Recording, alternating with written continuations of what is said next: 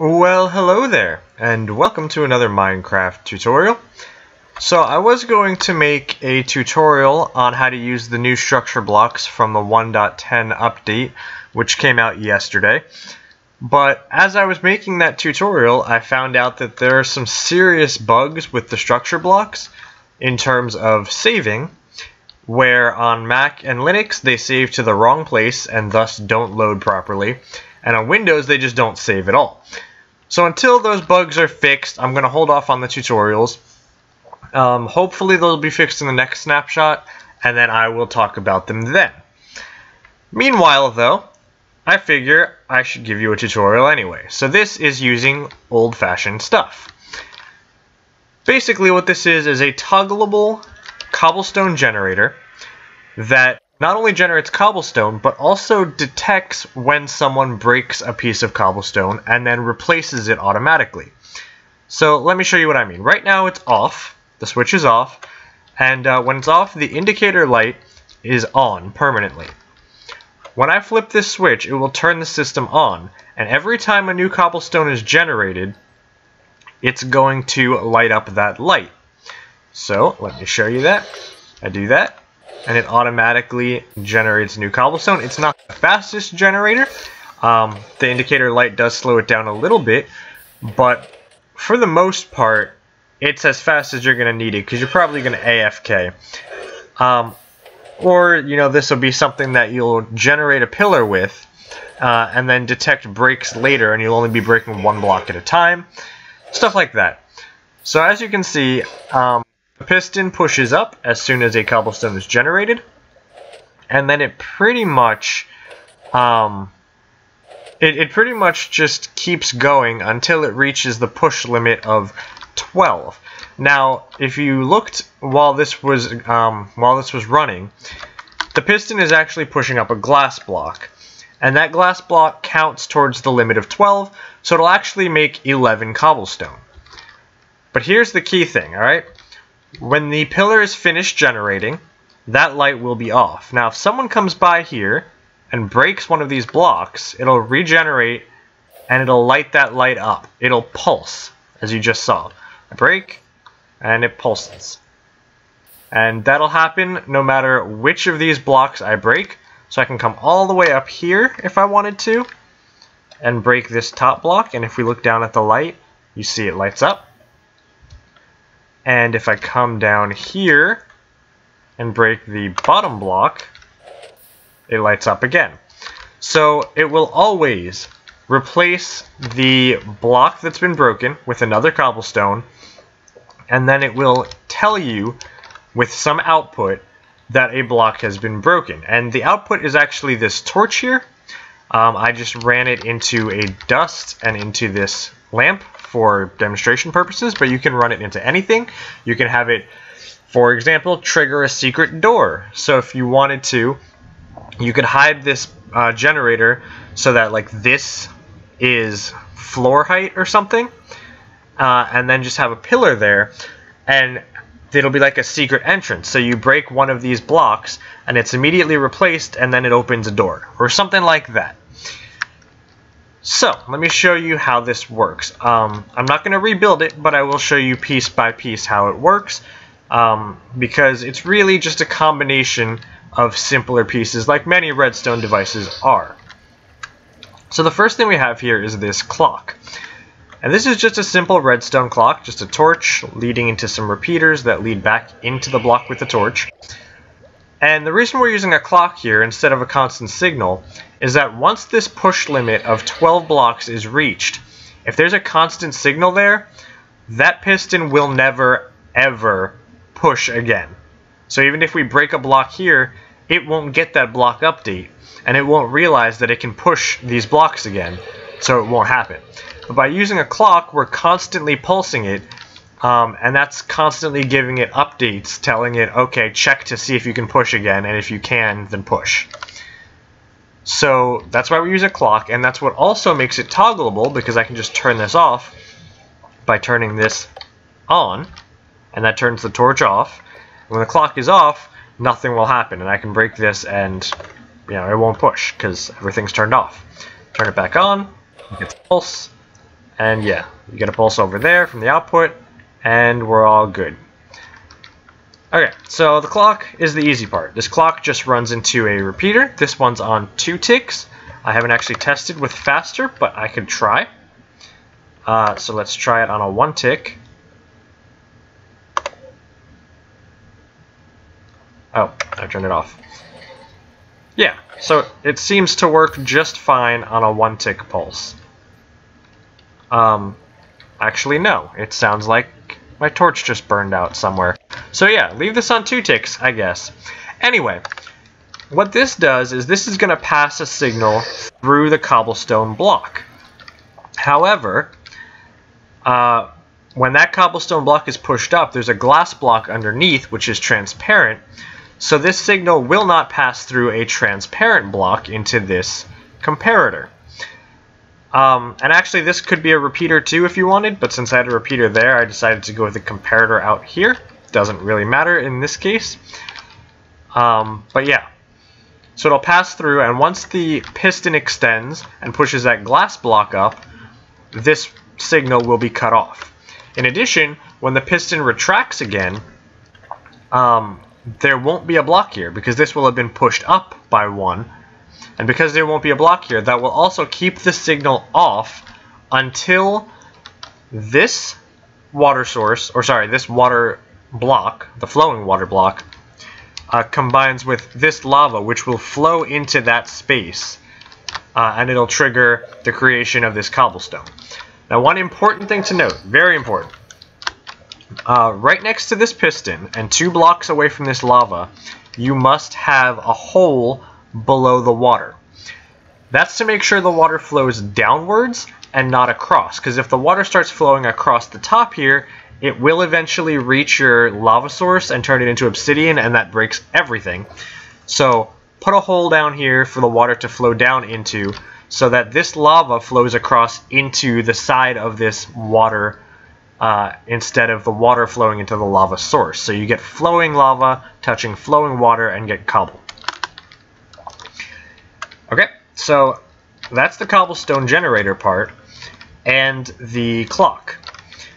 So now is the part that tells you, well, first of all, this part does 2 things.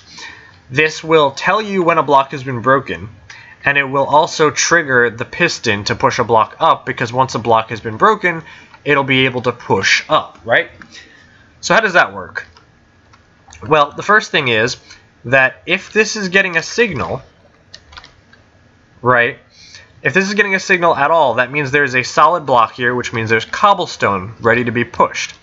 So when there's a signal here, and I'll get to this part in a second, but when there's a signal out here, this comparator will pick it up, and it will output a signal here. It basically just sends that same signal, diminished a bit, but it sends the signal that comes through that block down into the piston through this repeater, and that's what pushes the glass block up and pushes the whole pillar up.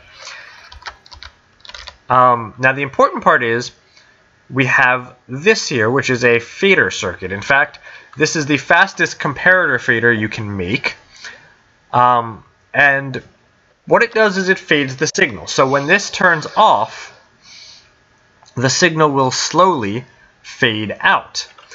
And you need that for a very important reason, because remember, we have this running on a clock, which means it's constantly turning off and on. If we had that indicator light turn on every time the power turned off, then this would be flickering with that clock, and we don't want that. So we put it through a fader so that before this is finished fading out, the clock will turn back on and reset this to full strength, which keeps this torch turned off at all times. So the only time this torch turns on, which again is our output telling us we've broken a block, is if this signal is off long enough to turn off this fader. And the only time this signal is off long enough to turn off the fader is when this is pushing up a block, and so we end up with the glass block here and then retracted, and then there's time before the water and lava meet where there's no block. So that all adds up and makes it an extra long off period which is long enough for this fader to fade out. And when that happens, this redstone here turns off, and that turns this torch on, and that tells you, that you have an output. It tells you that someone has broken a block. And then next time a cobblestone block forms, it'll get pushed up, and the clock will start over again, which will turn on this fader, and it'll turn that off. And so that's why you get a pulse instead of a solid output. So that makes it fully automatically reset. So if I just break one block, I get that output, and you'll notice the output has two strange timings. The first is that it is delayed, so when I break this, it is a second before that comes on, and that's because we have to wait for this fader to fade out, and that's how we're determining it was broken in the first place. But it also means that while this is fading out, you're not going to get the output, so there's a slight delay, which should be fine for most purposes. And the second weird timing is that the amount of time this stays on is somewhat random. It's actually random within a range. And the reason for that is when you break this block, that'll turn on, and then it'll stay on until the next cobblestone is formed. But the thing about cobblestone generators is they rely on flowing water and flowing lava. And since the water is constantly flowing downwards, the main thing you have to worry about is the lava. So when a cobblestone block forms, it blocks off the lava.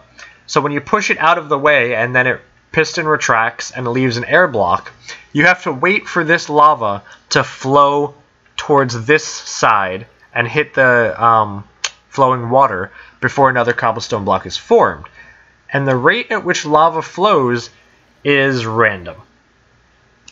Yeah, it's random within a certain range, so it will ultimately flow, and it shouldn't take too long, but it is random, and so that light and that output will stay on for a random amount of time. If you want to fix that, what you could do is just run this into a pulse limiter. So, for example, a basic pulse limiter is just this, and I've shown this on several of my other tutorials, but in case you haven't watched those, I'll just rebuild it real quick. You just do this. So this is a basic pulse limiter. If you send a signal, a strong signal through here, like one from a torch, the output here will pulse for exactly 2 game ticks and then turn off. And so that'll give you a way to regulate your signal here so that no matter how long it takes that cobblestone to reform, it'll only give you a 2-tick pulse every time. So if you really need a regulated signal, you can do something like that.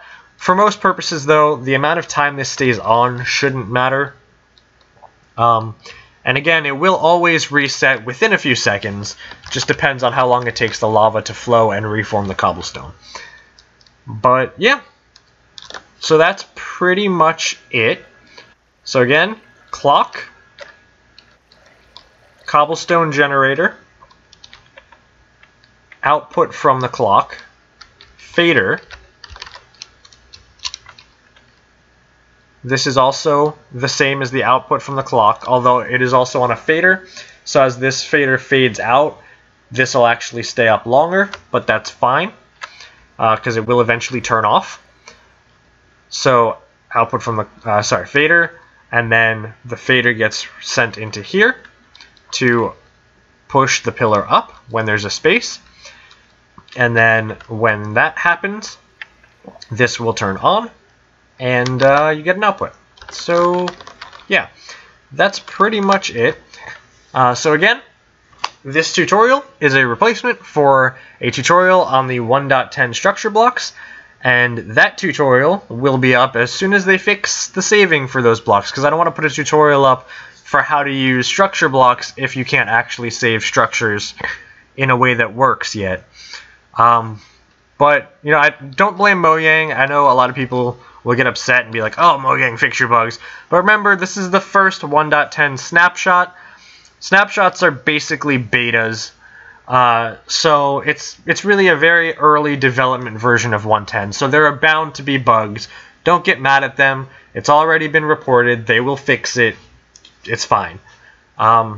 But as soon as that bug is fixed, I will be giving you guys the 110 structure block tutorial. But until then, secret switch, self-replacing cobblestone pillar redstone thing. I don't know. I haven't come up with a name for it. Maybe cobblestone, secret cobblestone pillar switch? Or, I don't know. Self-resetting secret cobblestone pillar switch. There you go. I'm sure that's not a mouthful at all. Anyway, with that said, until next time, keep breaking your cobble.